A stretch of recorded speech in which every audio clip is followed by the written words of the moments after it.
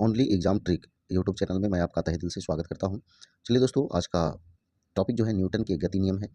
इससे ये वीडियो जो है थोड़ा सा लंबा होगा, इसलिए कि इसमें क्वेश्चन जो है ज़्यादा मात्रा में तो देखेंगे। रिवीजन के तौर पर ये सीरीज मेरा चल रहा है और हमारा प्रयास है कि आपको रिवीजन होता रहे। तो चलिए स्टार्ट करते हैं पहले क्वेश्चनों से। पहला क्वेश्चन क्या कर रहा है, जड़त्व यानी इनर्शिया का नियम किसके द्वारा प्रतिपादन किया गया था? तो ये जो है आपका न्यूटन के द्वारा प्रतिपादन किया गया था। अगला क्वेश्चन है, जब कार एक मोड़ लेती है तो वह कौन सा बल है जो हमें बाहर की ओर धक्का देता है? तो अपकेंद्रीय बल है जो बाहर की ओर धक्का देता है। आगे देखिएगा, बिजली की मोटर रूपांतरित करती है। तो बिजली की मोटर जो है विद्युत ऊर्जा को यांत्रिक ऊर्जा में रूपांतरित करती है। एक जनरेटर जो है यांत्रिक ऊर्जा को विद्युत ऊर्जा में रूपांतरित करती है। ऑप्शन ए सही आंसर है। आगे कह रहा है क्या, अंतरिक्ष यान के अंदर अंतरिक्ष यात्री अपना वजन जो है महसूस करते हैं। तो कैसा महसूस करते हैं? तो शून्य महसूस करते हैं। Option C. जल विद्युत क्या परिवर्तित करता है? तो जल विद्युत जो है गतिज ऊर्जा से विद्युतीय ऊर्जा में परिवर्तित करता है। ऑप्शन ए इसका सही आंसर है। पेंडुलम का आविष्कार किसने किया था? पेंडुलम का आविष्कार जो है आपका क्रिश्चियन ह्यूगेंस ने किया था। ऑप्शन डी इसका सही आंसर होगा। अगला क्वेश्चन है, संवेग को किसके गुणनफल के रूप में व्यक्त किया जाता है? तो ये द्रव्यमान और वेग के गुणनफल के रूप में व्यक्त किया जाता है। निम्नलिखित में से कौन सा प्रकृति में कभी अकेले नहीं होता है? तो प्रकृति में अकेले नहीं होता है तो आपका बल हो जाएगा। निम्नलिखित में से कौन से वैज्ञानिक ने दो आवेशित कणों के बीच आकर्षण प्रतिकर्षण के बल को नियंत्रित करने वाला नियम दिया? तो ये जो है आपका कुलाम ने। तो चार्ल्स कुलाम आंसर हो जाएगा। यांत्रिक ऊर्जा, गतिज ऊर्जा और किसका संयोजन है? तो गतिज ऊर्जा और स्थितिज ऊर्जा, ये दोनों का संयोजन कहलाता है यांत्रिक ऊर्जा। ऑप्शन ए सही होगा। न्यूटन द्वारा गणित की निम्नलिखित शाखाओं में से किसका आविष्कार किया गया था? तो ये जो है आपका गणना का आविष्कार किया गया था। Option C. निम्न में से कौन से भौतिकविदों ने उत्प्लावक बल के अस्तित्व की व्याख्या की? तो ये जो है आपका आर्किमिडीज ने। अगला क्वेश्चन है, जब एक बंदूक से गोली चलाई जाती है तो बंदूक पीछे की ओर धकेलती है। यह उदाहरण न्यूटन के कौन से नियम को दर्शाता है? तो यह जो है न्यूटन के तीसरे नियम को दर्शाता है। ऑप्शन सी होगा। आगे कह रहा है, किसी वस्तु की ऊंचाई से गिरने पर इसकी स्थिति और गतिज ऊर्जा क्या होती है? तो देखिएगा, इसमें स्थितिज ऊर्जा कम होगी लेकिन गतिज ऊर्जा बढ़ जाएगी। ऑप्शन डी इसका सही आंसर होगा। आगे, यांत्रिक ऊर्जा किनका योग रखती है? तो वही ऑप्शन होगा गतिज ऊर्जा और स्थितिज ऊर्जा। आगे देख, बल के समीकरण में एफ किसके बराबर होता है? तो एफ जो है एम ए के बराबर होता है। ऑप्शन सी हो जाएगा। आगे देखिएगा, यदि किसी वस्तु की गतिज ऊर्जा इसके प्रारंभिक मान का 256 गुना हो जाती है तो नया रेखीय संवेग होगा। तो नया रेखीय संवेग क्या होगा? तो 16 गुना हो जाएगा। संवेग की इकाई क्या है? तो संवेग की इकाई जो है किलोग्राम मीटर प्रति सेकंड है। Option B. आगे, जब कोई वस्तु बल की दिशा में 1 मीटर की दूरी पर 1 न्यूटन बल के द्वारा चलती है तो किया गया कार्य क्या होगा? तो देखिए, कार्य बराबर क्या होता है? बल गुना विस्थापन। तो विस्थापन 1 मीटर दिया हुआ है, फिर बल भी दिया हुआ है 1, तो एक ही आंसर हो जाएगा। और कार्य का मात्रक जो है जूल होता है। तो ऑप्शन सी यहाँ सही आंसर हो जाएगा। आगे देखिए, 1 हॉर्स पावर बराबर आप जानते हैं 746 वाट होता है। आगे देखिएगा, बल की परिभाषा को किसी आधार पर व्याख्यात किया जा सकता है? तो देखिएगा, न्यूटन के गति का पहला नियम या बल, इसी से बल का परिभाषा मिलता है। आगे कह रहा है, जब 21 न्यूटन के बल को 3 किलोग्राम द्रव्यमान वाली वस्तु पर लगाया जाता है तो उत्पन्न त्वरण क्या है? तो बल बराबर क्या होता है? एफ बराबर एम ए होता है। एम दिया हुआ है और बल भी दिया हुआ है, काट देना सीधा और का त्वरण का मान निकल जाएगा। 7 आंसर हो जाएगा। 7 मीटर प्रति सेकंड स्क्वायर। ऑप्शन सी जो है इसका सही आंसर हो जाएगा। आगे देखिए, निम्नलिखित में से कौन सी भौतिक इकाई एक वस्तु की स्थिर या एक समान गतिशील स्थिति को बदलती है या बदलने का प्रयास करती है? तो ये जो है आपका बल कहलाती है। Option C. आगे देखिए, 75 नंबर, किसी जल विद्युत गृह में विद्युत ऊर्जा में परिवर्तित होने वाली ऊर्जा कौन सी है? तो गतिज ऊर्जा है। चलिए अगला क्वेश्चन कह रहा है, जब किसी बंदूक से गोली चलाई जाती है तो इसकी संभावित स्थितिज ऊर्जा किस में परिवर्तित हो जाती है? तो ये जो है गतिज ऊर्जा में परिवर्तित हो जाती है। अगला क्वेश्चन है, एक खींचे हुए धनुष से तीर छोड़ते समय धनुष की स्थितिज ऊर्जा किस में बदल जाती है? तो ये गतिज ऊर्जा में बदल जाती है। आगे देखिएगा, जब कोई स्थिर बस अचानक गतिशील होने लगती है तो बस में खड़े यात्री पीछे की ओर गिरने लगते हैं। निम्नलिखित में से कौन सा नियम इस स्थिति की व्याख्या करता है? तो ये जो है न्यूटन के गति का पहला नियम। Option A. आगे देखिए, दोनों वस्तुओं के मध्य का बल हमेशा बराबर और विपरीत होता है। यह विचार न्यूटन के नियम के रूप में दिया गया है। तो ये जो है आपका गति का तीसरा नियम, विपरीत में लगता है, क्रिया प्रतिक्रिया भी कहते हैं। आगे देखिए 80, 480 है। एक ऊंची छलांग लगाने वाली ऊंची छलांग से पहले कुछ समय तक दौड़ता है ताकि ताकि उसका जड़त्व उसे लंबी छलांग लेने में मदद करे। तो देखिएगा उसका गति जो है, जड़त्व उसे लंबी छलांग लेने में मदद करे। ऑप्शन बी जो है इसका सही आंसर होगा। 81 देखिएगा, यदि एक वस्तु का संवेग 3 गुना कर दिया जाए तो इसकी गतिज ऊर्जा क्या होगा? तो गतिज ऊर्जा जो है 9 गुनी हो जाएगी। आगे, जब एक नाविक आगे की दिशा में कूदता है तब नाव पीछे की तरफ हट जाती है। यह उदाहरण न्यूटन के कौन से नियम को दर्शाता है? तो यह जो है गति के तीसरा नियम को दर्शाता है। निम्न में से कौन अधिक काम कर सकता है? तो अधिक काम कर सकता है गतिशील पत्थर। एक घूमता हुआ पहिया, बंदूक से चली हुई गोली, या गतिशील पत्थर, या एक उठाया हुआ हथौड़ा। तो गतिशील पत्थर जो है यहाँ सही आंसर हो जाएगा। सी देखिए 84 क्या कह रहा है कि निम्नलिखित में से कौन सा न्यूटन की गति के तीसरे नियम का उदाहरण है? तो न्यूटन के गति के तीसरे नियम का उदाहरण है रॉकेट लॉन्च करना। Option B. आगे देखिए 85 नंबर, जब एक गिलास पर रखे गए कार्ड को उंगली से धक्का दिया जाता है तो उस पर रखा सिक्का गिलास में गिर जाता है। यह कथन किस नियम को व्याख्यायित करता है? तो यह जो है जड़त्व का नियम को व्याख्या करता है। ऑप्शन सी आंसर सही होगा। आगे देखिए 86, आगे देखिए चंद्रमा पर किसी वस्तु का भार पृथ्वी पर उस वस्तु के भार का 1/6 होता है। ऑप्शन ए हो जाएगा। कार्य शून्य होने की स्थिति में विस्थापन और लगाए जाने वाले बल के बीच का कोण कितना होना चाहिए? तो कोण जो है 90 डिग्री होना चाहिए। आगे देखिए 88, 120 केजी द्रव्यमान की बंदूक से एक 0.04 केजी द्रव्यमान की गोली दागी जाती है। यदि गोली की बंदूक के मुख से निकलने की गति 90 मीटर प्रति सेकंड है तो बंदूक की प्रतिघाती गति क्या होगा? हालांकि ये ज़्यादा हार्ड है नहीं, निकल जाएगा, है ना, लेकिन चलिए इसको आंसर मिला लीजिए, आप बना लेंगे इसको। ऐसे हम फिर तो पीछे करवाएंगे ही।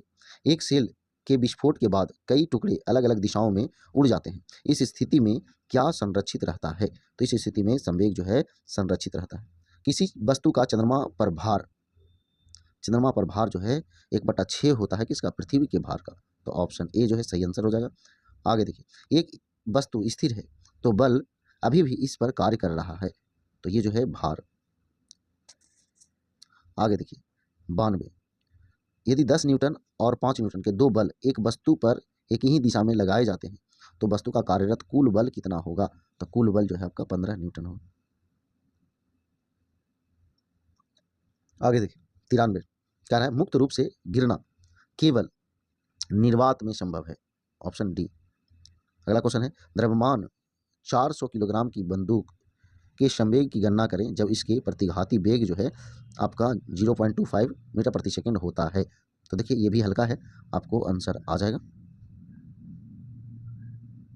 ऑप्शन बी जो है इसका सही आंसर होगा। आगे देखिए 95, यांत्रिक ऊर्जा होती है तो यांत्रिक ऊर्जा जो है आपका किसी वस्तु की गतिज ऊर्जा और स्थितिज ऊर्जा के योग होता है। Option C. आगे देखिए, स्थिर या गतिज अवस्था में परिवर्तन का प्रतिरोध करने की एक वस्तु की प्रवृत्ति को क्या कहते हैं? तो प्रवृत्ति को जो है जड़त्व कहते हैं। ऑप्शन ए जो है सही आंसर होगा। आगे, न्यूटन के नियम कणों के लिए अच्छे सिद्ध नहीं होते हैं, अच्छे सिद्ध नहीं होते हैं प्रकाश के वेग के साथ तुलनीय वेग में गति करने पर। ऑप्शन जो है डी सही आंसर होगा। 10 न्यूटन का एक क्षैतिज बल 5 केजी की एक वस्तु को बल की दिशा में 2 मीटर की दूरी तक विस्थापित कर देता है तो बल द्वारा किया गया कार्य क्या होगा? तो किया गया कार्य जो है आपका 20 जूल होगा। Option C. आगे देखिए 99, कह रहा है जब किसी प्रतिरक्षा बल एफ को विपरीत दिशा में लगाया जाता है तो दो दिशाओं के बीच कोण होगा, दो दिशाओं के बीच का कोण जो है 180 डिग्री होगा। Option A. आगे देखिए 500 नंबर क्वेश्चन, एक 800 केजी की कार 90 किलोमीटर प्रति घंटा की चाल से चल रही है। ब्रेक लगने से 5 सेकंड बाद यह कार रुकती है तो ब्रेक द्वारा लागू किया गया बल होगा, तो लागू किया गया बल जो है 4000 न्यूटन होगा। हम सभी न्यूमेरिकल करेंगे अलग से। चलिए आगे आइए, किसी बंदूक से बुलेट दागे जाने पर बुलेट की गतिज ऊर्जा बंदूक की तुलना में अधिक होती है। Option C. आगे 2 नंबर, प्रकृति में अकेले कभी नहीं होता है तो अकेले नहीं होता है बल। आगे, गति का द्वितीय नियम दर्शाता है तो गति का द्वितीय नियम जो है दर्शाता है किसी वस्तु की गति में परिवर्तन की दर शुद्ध बल की दिशा में वस्तु पर लागू शुद्ध बल के अनुपातिक होती है। तो ऑप्शन डी इसका सही आंसर है। आगे देखिए, कह रहा जो है न्यूमेरिकल है, आपको निकाल लेना है, हल्का क्वेश्चन है, ज़्यादा हार्ड नहीं है। तो आपका इसका आंसर जो है ऑप्शन ए हो जाएगा। आगे आइए 502, ये भी न्यूमेरिकल है, इसको भी बना लेना है। इसका आंसर जो है ऑप्शन बी आएगा। आगे देखिएगा, एक निकाय के संवेग में परिवर्तन की दर किसके समानुपाती होता है? तो ये जो है आपका लागू बल के समानुपाती होता है। आगे देखिए, 1/2 मीटर द्रव्यमान की कोई वस्तु जिनका वेग 2v है तो संवेग क्या होगा? तो p बराबर mv होता है, दोनों को गुना कर देना है। तो यहाँ पे जो है सिर्फ mv होगा, 2 से 2 कट जाएगा ना, तो mv होगा।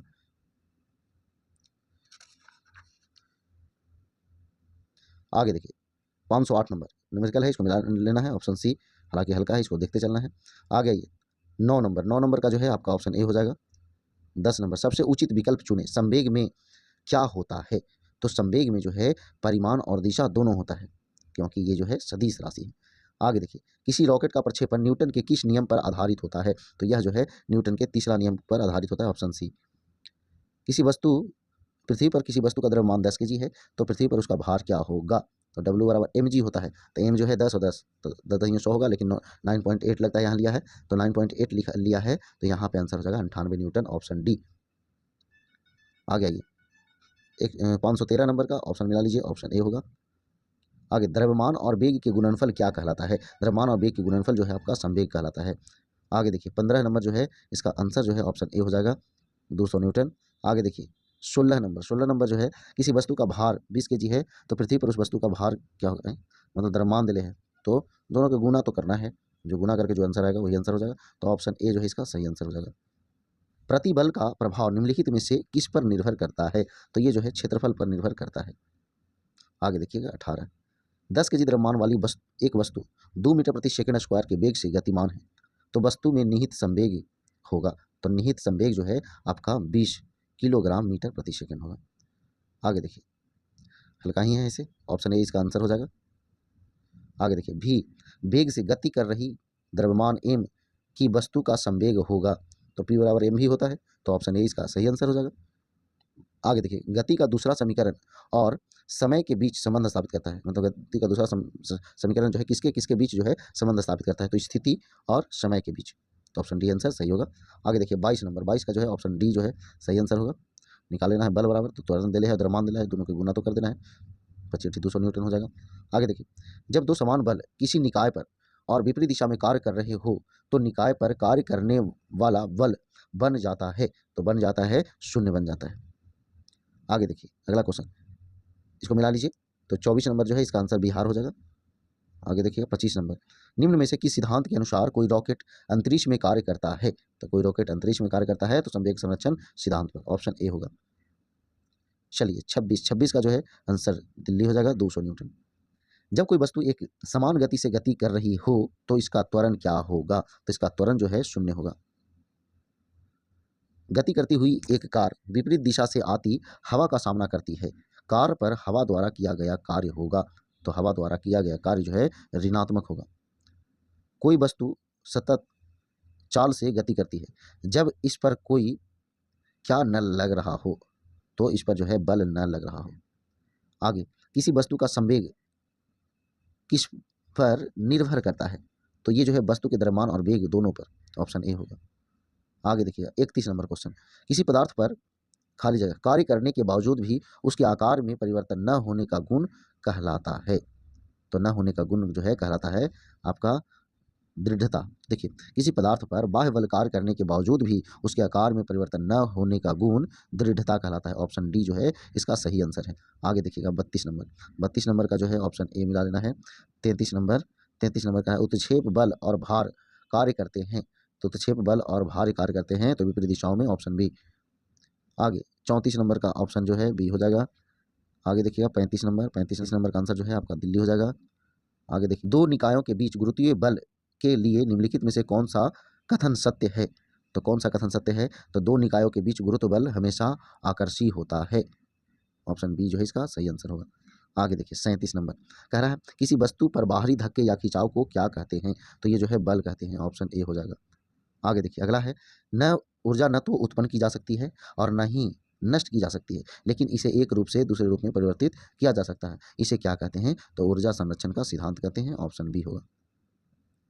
रिक्त स्थान भरें। न्यूटन का गति का पहला नियम किसका एक माप है? तो ये जो है आपका बल का एक माप है। ऑप्शन बी हो जाएगा। आगे 40 नंबर कह रहा है निम्नलिखित में से कौन सा कथन न्यूटन के गति के तीसरे नियम के लिए सही है? तो तीसरे नियम के लिए सही है, बल अलग अलग निकाय पर विपरीत दिशाओं में लागू होता है। Option D. आगे 41 किसी तल के लंबवत कार्य करने वाला बल क्या कहलाता है? तो ये जो है आपका उत्क्षेप कहलाता है। Option B. आगे देखिएगा 42 नंबर क्वेश्चन निम्नलिखित में से किसके मध्य जड़त्व का मान अधिकतम होता है? तो किसके मध्य जो है जड़त्व का मान अधिकतम होता है? तो रेलगाड़ी और हवाई जहाज। ऑप्शन बी जो है इसका सही आंसर होगा। आगे देखिएगा यदि एक वस्तु दोनों सिरों से पकड़कर खींची जाती है तो उस पर लागू बल को क्या कहा जाता है? तो लागू बल को खिंचाव कहा जाता है। Option C. खाली जगह का मान नगण्य होने पर कोई वस्तु नियत गति से चलती है, तो ये जो है बल पर लगते हैं। कह रहा है कौन सा कथन जो है गलत है? तो क्रिया और प्रतिक्रिया बल समान पिंड पर लगते हैं, पिंडों पर लगते हैं। तो यहाँ पे आंसर जो है इसका बी दे रहा है कि जब दो समान बल किसी पिंड पर एक दूसरे के विरुद्ध दिशा में प्रयुक्त होते हैं तो पिंड पर प्रयुक्त होने वाला कुल बल होगा, तो कुल बल जो है आपका शून्य होगा। Option C. दो पिंडों के बीच बल सदैव जो है समान तथा विपरीत दिशाओं में प्रयुक्त होती है। Option C.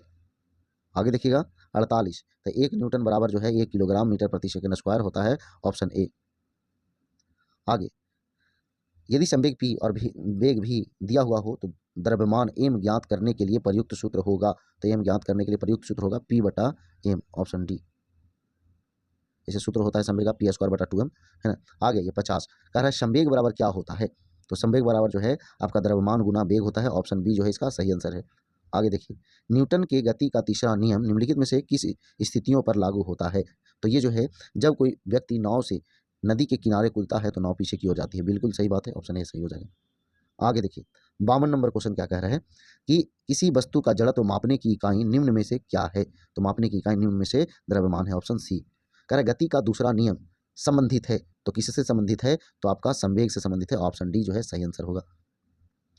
आगे कह रहा है एक ऐसा कारक है, कौन एक ऐसा कारक है जो किसी निकाय को गतिमान अवस्था में लाता है या लाने का प्रयास करता है या रोकता है या रोकने का प्रयास करता है? तो ये क्या कहलाता है? बल कहलाता है। आगे आइए अगला क्वेश्चन कह रहा है 555 देखिए कह रहा है निम्नलिखित में से कौन सा उदाहरण न्यूटन के गति के तीसरा नियम की व्याख्या करती है? तो रॉकेट का लॉन्च करना। ऑप्शन डी इसका सही आंसर होगा। आगे देखिएगा 56 कह रहे यदि बल एफ त्वरण ए दिया हुआ है तो वस्तु का द्रव्यमान ज्ञात करने का सूत्र क्या होगा? तो सूत्र जो है एफ बटा ए हो जाएगा। Option B. आगे देखिए 57 जब बल और विस्थापन के बीच कोण 90 डिग्री का हो तो किया गया कार्य होगा, तो किया गया कार्य जो है आपका शून्य होगा। आगे 58 कह रहा है एक दूसरे से डी दूरी पर स्थित एम तथा स्मॉल एम द्रव्यमान वाली दो वस्तुओं के बीच लगने वाला आकर्षण बल किसके समानुपाती होता है? तो लगने वाला आकर्षण बल जो है आपका वस्तुओं के द्रव्यमानों के गुणनफल के समानुपाती होता है। Option B. आगे आइए 59 नंबर एक दूसरे से डी दूरी पर स्थित कैपिटल एम और स्मॉल एम द्रव्यमान की दो वस्तुओं के बीच लगने वाला आकर्षण बल किसके व्युत्क्रमानुपाती होता है? तो ये जो है उनके बीच की दूरी के वर्ग के व्युत्क्रमानुपाती होता है। सब कूलॉम नियम जो है आपका बताता है।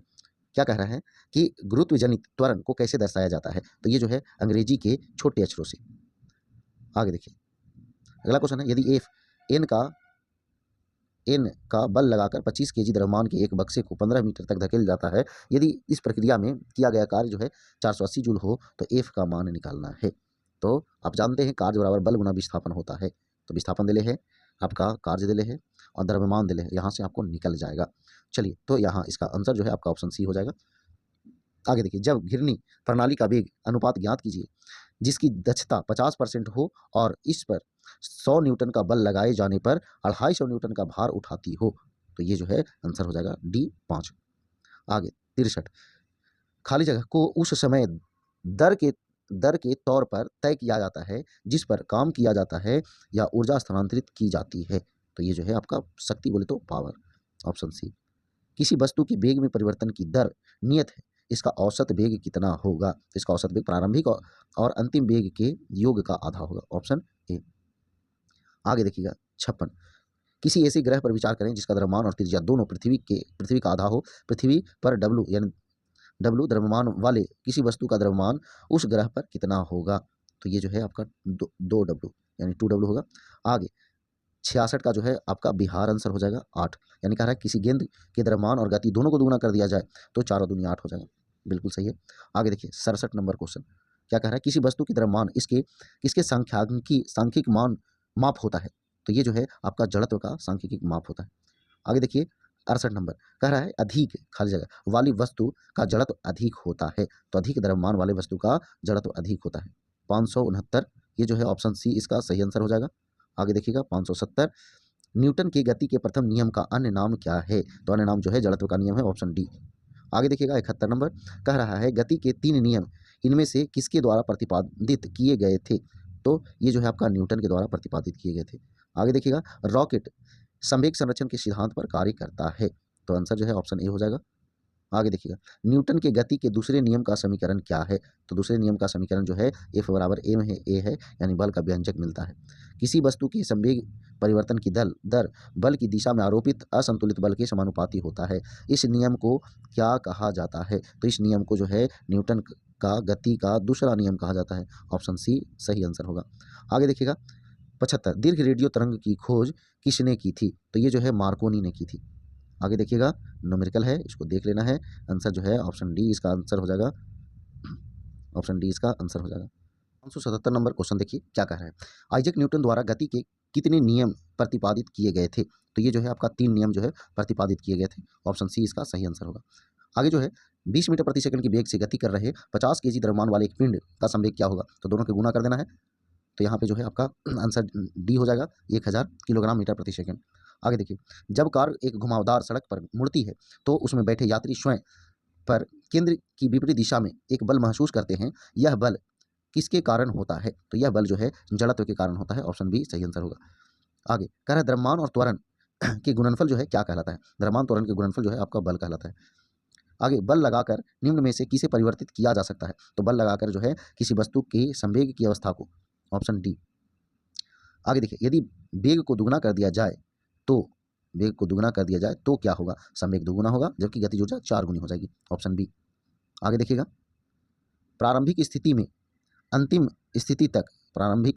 से अंतिम स्थिति तक विस्थापन का परिणाम होता है। तो विस्थापन का परिणाम होता है न्यूनतम दूरी। आगे देखिएगा 84 न्यूटन के गति के नियमों का प्रकाशन वर्ष क्या था, यानी कि कब प्रकाशित किया गया था। तो ये 1687 में। ऑप्शन डी जो है इसका सही आंसर होगा। दूसरा नियम बल के प्रभावों को समझने में सहायक होता है। ऑप्शन बी जो है बिल्कुल सही आंसर है। आगे देखिएगा 86 किसी वस्तु को ऊर्ध्वाधर ऊपर की ओर फेंका गया है और यह भूमि से अधिकतम ऊंचाई एच तक पहुंची। इसके ऊपर जाने के दौरान ऊंचाई एच के 1/4 पर वस्तु में होगी। तो वस्तु में होगी क्या होगी। तो कम स्थितिज ऊर्जा और अधिक गतिज ऊर्जा। Option D. आगे देखिएगा 87 कह रहा है क्या, लंबी कूद के दौरान एक एथलीट कूदने से पहले दौड़ता है। ऐसा करना जो है उसका संवेग बढ़ाता है। ऑप्शन बी इसका सही आंसर होगा।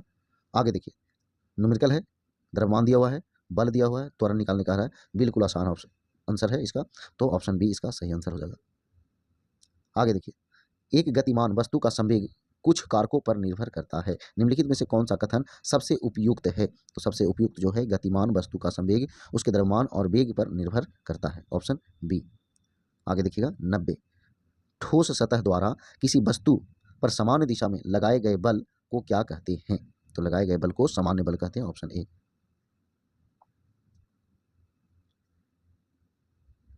चलिए 91 जो है न्यूमेरिकल है, इसको मिला लेना है। ऑप्शन बी जो है इसका सही आंसर हो जाएगा। आगे देखिए 92 कह रहा है क्या कि वेग में परिवर्तन की दर होती है। तो वेग में परिवर्तन की दर जो है त्वरण होती है। ऑप्शन बी होगा। चलती हुई बस में रुकने के लिए ब्रेक लगाने पर यात्री आगे की ओर गिरने लगता है और रुकी हुई बस के गति करने पर पीछे की ओर गिरने लगता है। यह जो है किसका कारक होता है। तो यह जो है जड़त्व के कारण ऐसा होता है। ऑप्शन डी जो है इसका सही आंसर है। आगे यदि हम पेड़ की शाखा को तेजी से हिलाएं तो कुछ पत्तियां पेड़ से अलग हो जाती है। यह न्यूटन के किस नियम से। तो ये जो है आपका न्यूटन के आपका जड़त्व यानी कि पहला नियम से। आगे आइए निम्नलिखित में से कौन सा एक वस्तु पर लागू संतुलित बल का प्रभाव है। तो संतुलित बल का प्रभाव है कि एक वस्तु की आकृति में परिवर्तन। Option A. आगे देखिएगा न्यूमेरिकल है, हालांकि हल्का ही न्यूमेरिकल है तो मिला लीजिएगा, इसका ऑप्शन जो है सी हो जाएगा। आगे देखिए एक टकराव में हमेशा की बचत की जाती है, हमेशा की बचत की जाती है तो संवेग की, ऑप्शन डी। आगे देखिए न्यूमेरिकल है तो इसका आंसर जो है ऑप्शन ए हो जाएगा। आगे, यदि किसी गतिमान पिंड को की वेग दुगनी कर दी जाए तो क्या होगा? तो इसका संवेग भी दुगना हो जाएगा, ऑप्शन ए जो है सही आंसर है। आगे देखिएगा 600 नंबर क्वेश्चन जो है इसका आंसर जो है क्या हो जाएगा? तो ऑप्शन सी हो जाएगा। ऐसे द्रव्यमान जो है 1 केजी दिया हुआ था और वेग जो है आपको निकालने कह रहा था, गतिज ऊर्जा दिया हुआ था, यहाँ से एकदम आसानी से निकल जाएगा। आगे देखिए कह रहा है बल बटा द्रव्यमान तो क्या कहलाएगा? तो बल बटा होता है क्या, F बराबर ए में होता है, द्रव्यमान गुना त्वरण, तो द्रव्यमान से द्रव्यमान कट जाएगा तो आंसर हो जाएगा त्वरण, ऑप्शन बी। आगे देखिए निम्नलिखित में से क्या एक वस्तु पर लागू असंतुलित बल का प्रभाव नहीं है?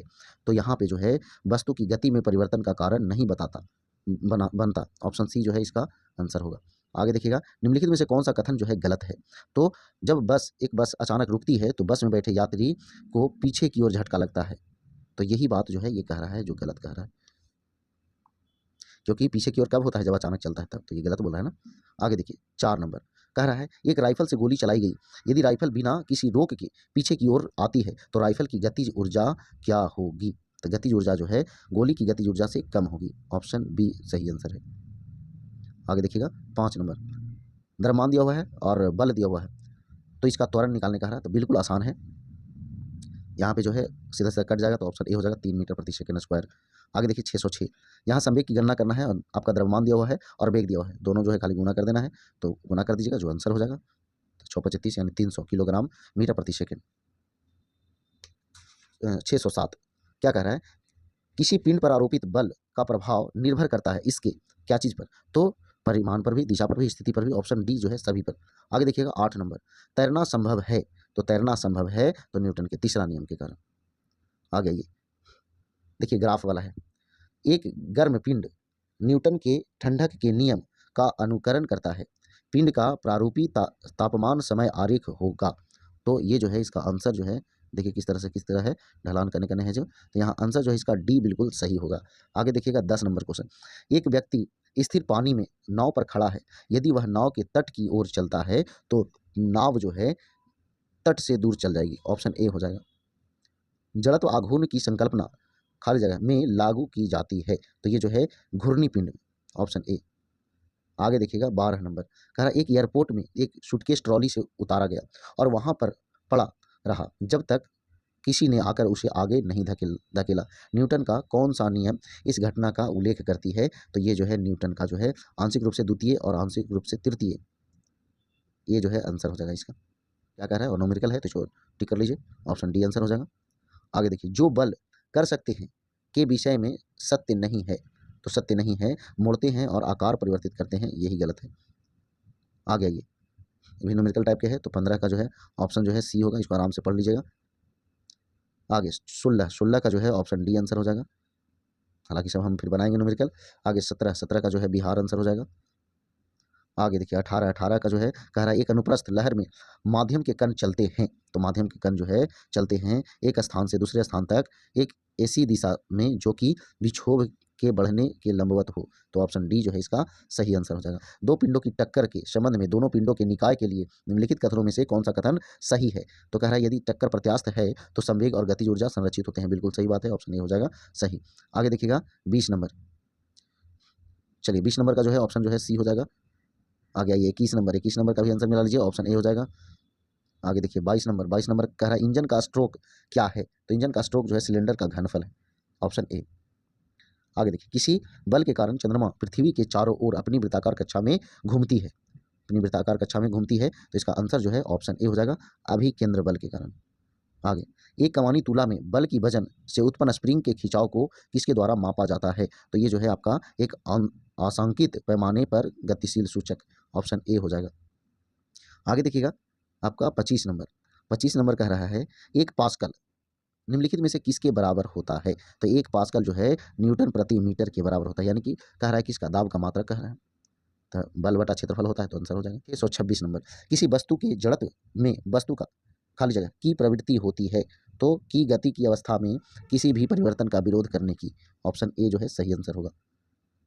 यदि बस अचानक रुकती है तो बस में सवार यात्री किस तरफ गिरेंगे? तो बस में सवार यात्री जो है वो आगे की ओर क्योंकि शरीर का निचला हिस्सा बस के सापेक्ष विरामावस्था में होता है, जबकि ऊपरी भाग गतिज अवस्था में होता है, इसीलिए ऑप्शन डी आंसर होगा। आगे देखिए 28 नंबर कह रहा है क्या, न्यूटन के दूसरे गतिशील नियम के अनुसार किसी वस्तु पर कार्य करने वाला बल उत्पाद और क्या से हटा दिया जाता है। तो देखिएगा ये जो है कह रहा है बल उत्पाद सामग्री और त्वरण से हटा दिया जाता है। ऑप्शन सी जो है इसका सही आंसर है। तो चलिए यही जो है लास्ट क्वेश्चन था। ये थोड़ा लंबा वीडियो हुआ, लेकिन ये बहुत ही महत्वपूर्ण वीडियो था। इससे बहुत सारे प्रश्न एग्जाम में आते हैं और आपको पता है टोटल के टोटल क्वेश्चन पूछा हुआ है रेलवे के द्वारा, टीसीएस द्वारा पूछा गया है रेलवे के एग्जामों में। तो चलिए इसको रिविजन करते रहिए। अगर आपको बढ़िया लग जाता है तो दोस्तों के पास भी शेयर कर दिया कीजिए। तो चलिए इस वीडियो को यहीं पे रोकते हैं। अगर पसंद आया तो वीडियो को लाइक और शेयर जरूर करेंगे। तो जय हिंद, जय भारत, वंदे मातरम।